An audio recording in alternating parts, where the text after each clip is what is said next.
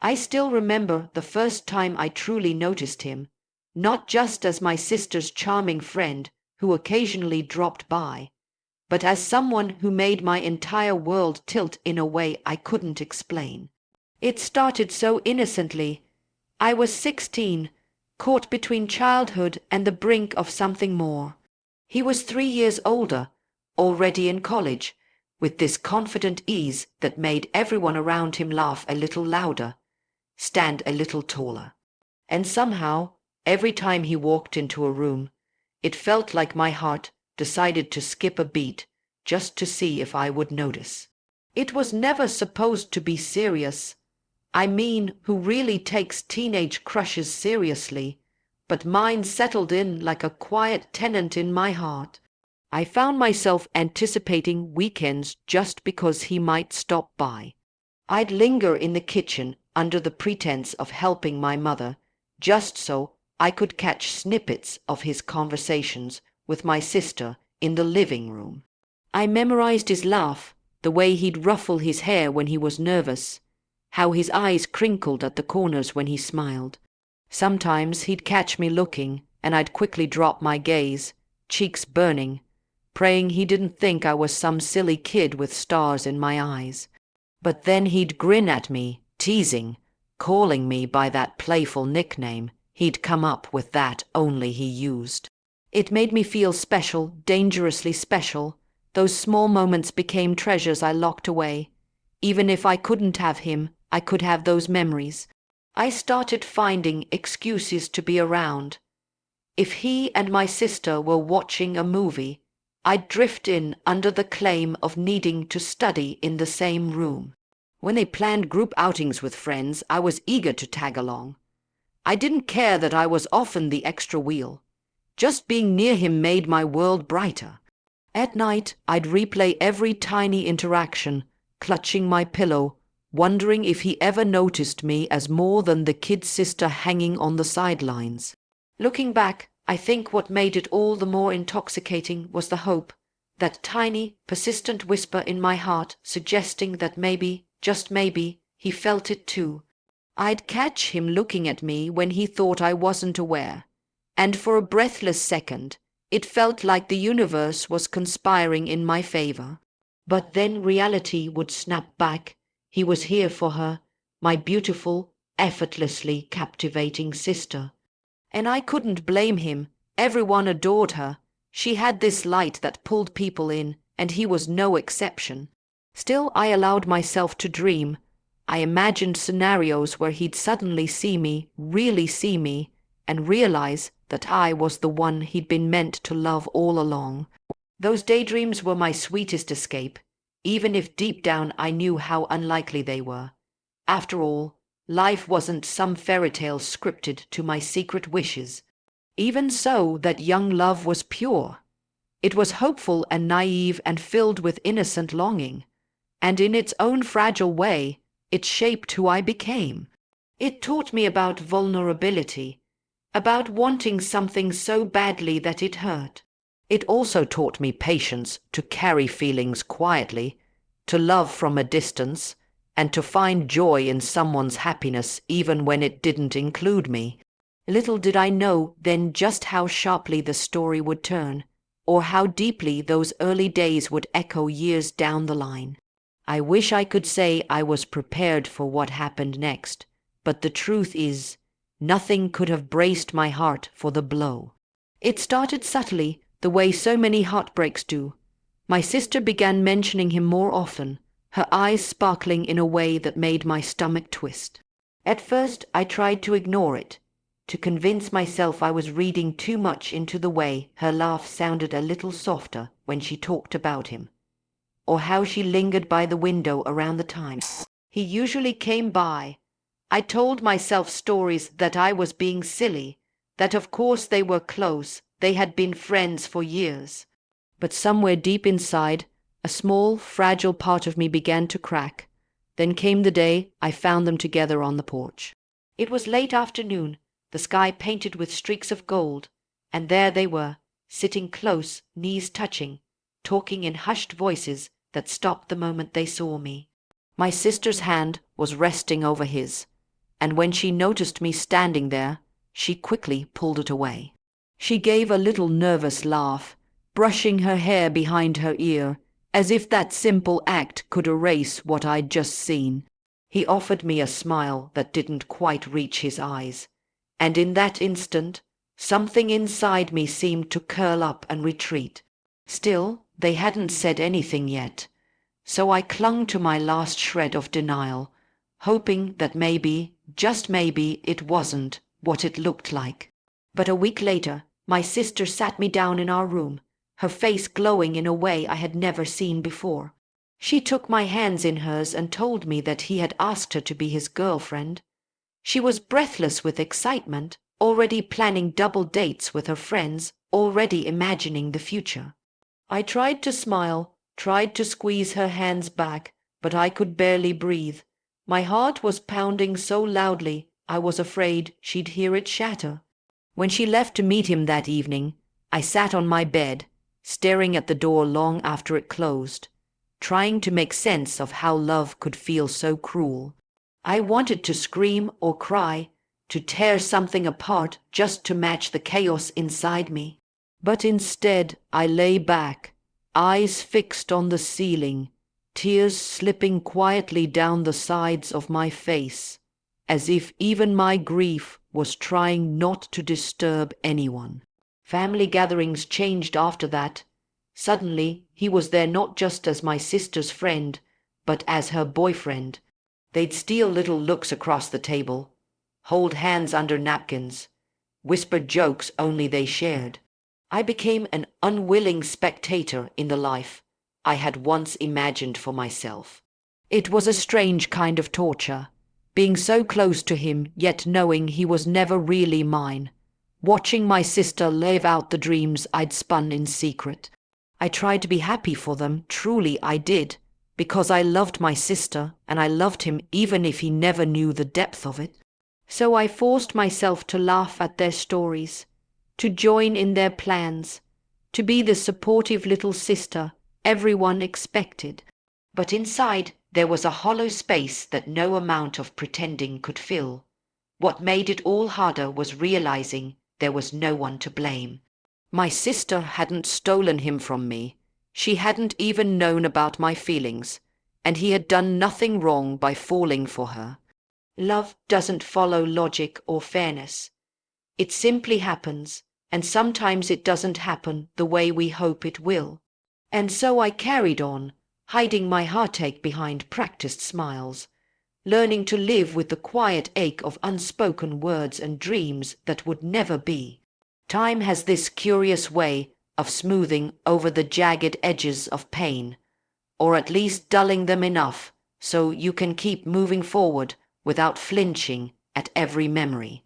After the initial sting of losing him to my sister settled into something more bearable, life began to march on in its unfeeling way. They got engaged a couple of years later, a beautiful spring ceremony with flowers that seemed to burst with color, matching the joy on my sister's face. I stood by her side as her maid of honor, holding her bouquet with trembling hands, my smile pinned firmly in place while a storm churned quietly in my chest. I thought maybe that day would finally break me, seeing them pledge forever to each other, but strangely, it didn't. Instead, it brought a kind of resignation, almost like my heart understood it needed to step aside for good. After the wedding, something inside me shifted. I made a promise to myself that I wouldn't keep living half in a dream that was never meant to come true. So I packed away the old hopes, folded them up like delicate letters I could no longer afford to reread, and focused on building a life that was mine alone. The years that followed were filled with small, brave steps. I went off to college in another city, throwing myself into studies, clubs, internships, anything that would keep me busy enough to avoid looking backward. I discovered new places, new people, new sides of myself I hadn't known existed. And though there were moments when I'd catch the scent of his cologne on someone else and feel my heart lurch, or hear a laugh that sounded too much like his and have to steady myself, those moments came less frequently with time. My relationship with my sister settled into something warm and genuine again. I never wanted my private wounds to stand between us.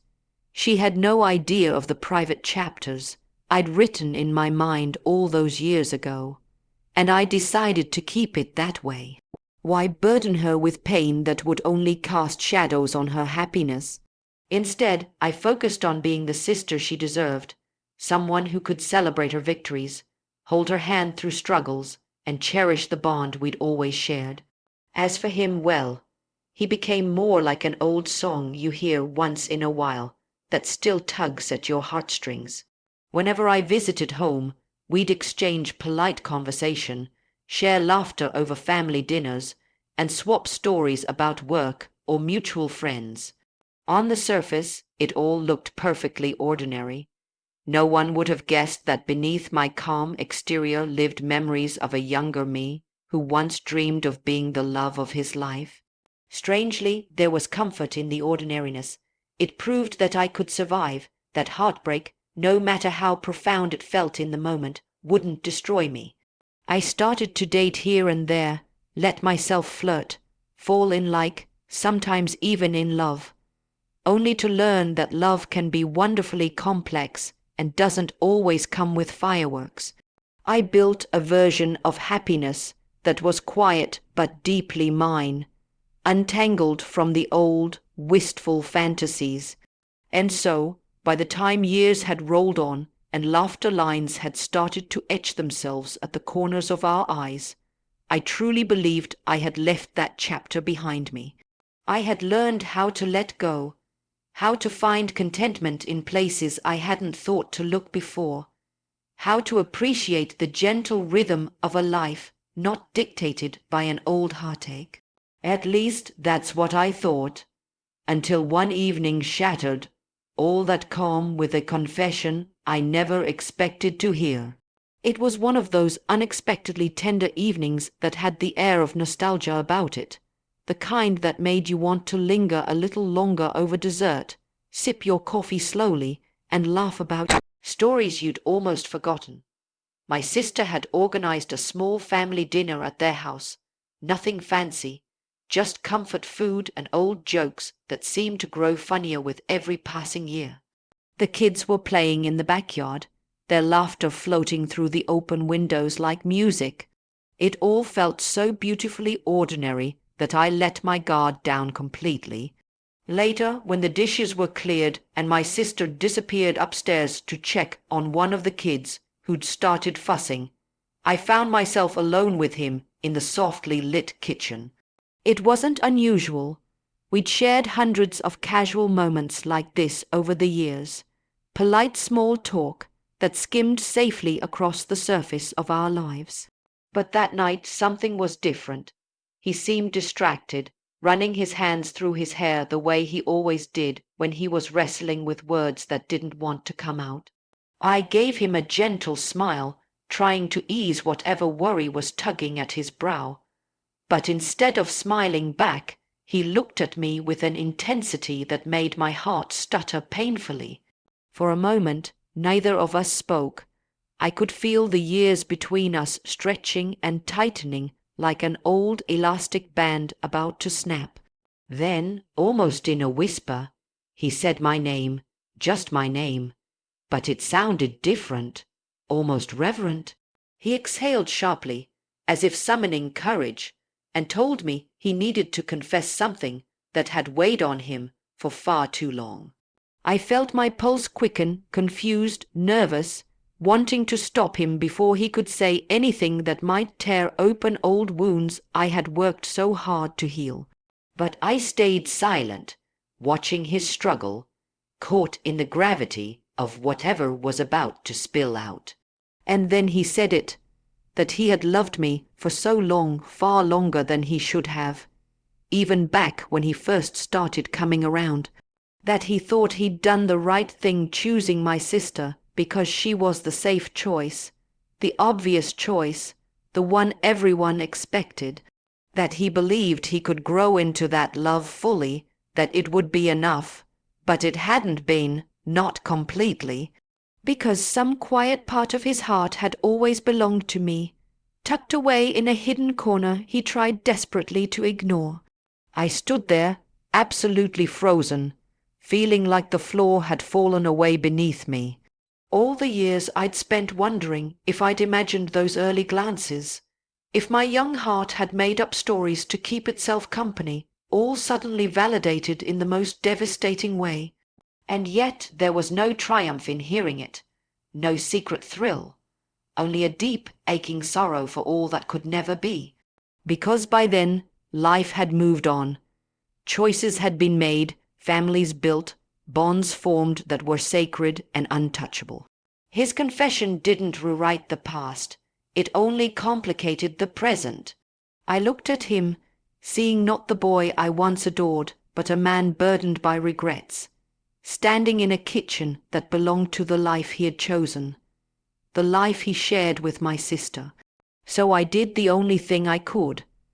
I reached out, gave his hand a gentle squeeze, and told him softly that some things were better left as tender ghosts in our hearts. Then I stepped away, leaving those words, and all the years of silent longing, to echo between us in the quiet. In the days that followed his confession, I found myself replaying that moment over and over, almost as if I were standing outside my own body, studying it from a safer distance. I thought about the tremor in his voice, the raw way he admitted to feelings he'd kept buried for so long, and how every word seemed to crack open an old door I thought I'd locked tightly shut.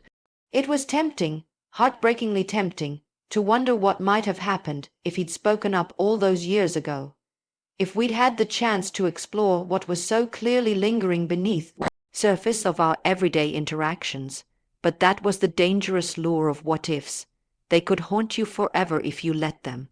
I realized pretty quickly that I was standing at a fragile crossroads, one where indulging in those thoughts could easily lead to a kind of betrayal, not just of my sister, but of the values I held closest. Because no matter how true his words were, no matter how many private dreams they validated, we were standing in a present shaped by choices that had grown roots and bloomed into lives. That included innocent people, children who trusted us to keep their world whole. It wasn't fair to anyone, least of all my sister, who had loved him with her entire heart, built a family with him, crafted a life that deserved respect. How could I ever look into her eyes again if I allowed myself to lean into that confession, to wonder if maybe there was still time for us, even in the tiniest, most secret corner of my mind? The answer was painfully clear. I couldn't. I loved my sister far too much to ever let those thoughts take shape. So I did what I had become quite practiced at doing. I tucked those feelings away. But this time it wasn't the same naive, youthful heartbreak that had once consumed me. It was something deeper, more conscious, woven through with a deliberate choice to protect the people I cared about. I understood finally that love isn't just about chasing what sets your heart on fire. Sometimes it's about standing guard at the gates of someone else's happiness, even if it means locking yourself out. His words also forced me to confront an uncomfortable truth about timing, how it can be the cruelest part of love. Because love, I realized, isn't just about mutual affection or longing. It's also about meeting each other at the right moment, when hearts are both open and unencumbered. We never had that, and maybe we were never meant to. His confession didn't rewrite history. It simply highlighted how profoundly timing shapes every story. It was like two beautiful melodies that could never harmonize because they were written in different keys. Oddly enough, all of this left me with a strange sense of peace. I saw clearly how my younger self might have clung to his words like a lifeline, letting them spark reckless hopes that could have torn our family apart. But standing there in my adulthood, I felt instead a quiet kind of gratitude, grateful for the years that had matured me, taught me empathy, given me the grace to love in ways that didn't always demand possession. It was a lesson I carried forward in everything, that sometimes the purest form of love is the one that stays silent, that watches from afar, that chooses dignity over indulgence. Because life isn't a story we get to revise when regret comes knocking. It's a delicate balance of moments that deserve to be honored for exactly what they are. And so I chose to honor them, to guard the fragile threads that held our family together, even if it meant bearing the quiet ache of what might have been all alone. In the months that followed, something inside me began to settle in a way it hadn't before. It was as if finally hearing the truth, finally having that quiet ache acknowledged after all these years, had unlocked a door I didn't even realize was still closed. For so long I'd been carrying around this unspoken story, this tender, painful chapter of my life that felt unfinished. And though his confession stirred up a storm of old emotions, it also granted me a kind of closure I hadn't known I was waiting for. I started to see that closure isn't always about neat endings or clean slates. Sometimes it's simply about accepting the messiness of it all. The complicated, beautiful, heartbreaking truth that love doesn't always find its way into the right hands at the right time. It can live quietly in the wrong corners of our hearts for years, shaping us in ways we don't even notice until much later. But that doesn't make it worthless. If anything, it gives it a certain tragic grace. I found myself reflecting a lot on who I had become through all of this. That shy, starry-eyed girl who used to rehearse conversations with him in her head had grown into someone who understood the weight of choices, the quiet dignity of sacrifice, and the rare and selfish kind of love that can celebrate someone's happiness even when it's not your own. I realized how much strength it takes to stand in the background, smiling, when your heart is quietly nursing old wounds. And yet, there's something incredibly noble in that kind of love. A love that doesn't demand, doesn't disrupt, doesn't burn down the lives of others just to see if maybe there's still a chance. Oddly enough, it was this very acceptance that allowed me to breathe more freely.